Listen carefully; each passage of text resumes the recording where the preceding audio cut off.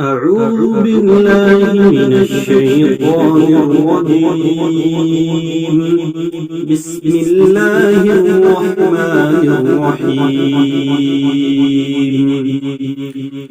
قل اهبطوا منها جميعا فإما يأتينكم مني هدى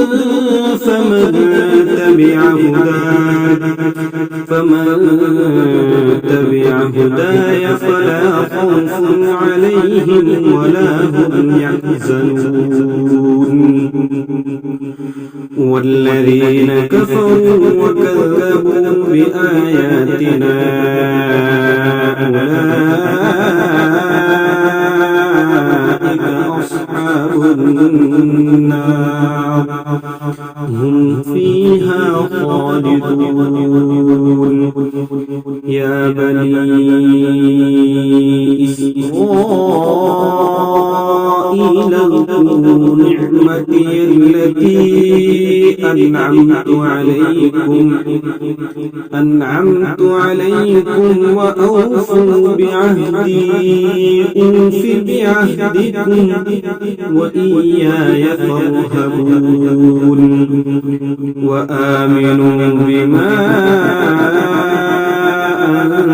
أنزلت مصدقا لما معكم ولا تكونوا أول كافر به ولا تشتروا بآياتي ثمنا قليلا وإياي فاتقون.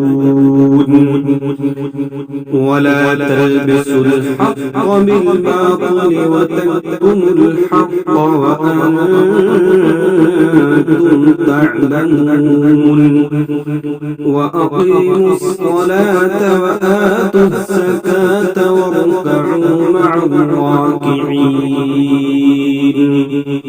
أتأمرون الناس بالبر وتنسون أنفسكم وأنتم تتلون الكتاب أفلا تعقلون.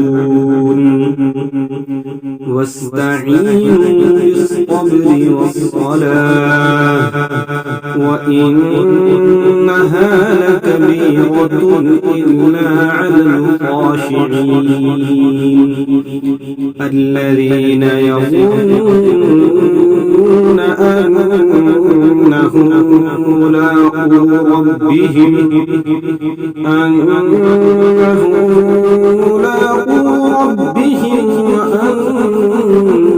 وأنهم إليه راجعون. يا بني إسرائيل اذكروا نعمتي التي أنعمت عليكم وأني فضلتكم على العالمين. واتقوا يوما لا تجزي نفس عن نفس شيئا ولا يقبل منها شفاعة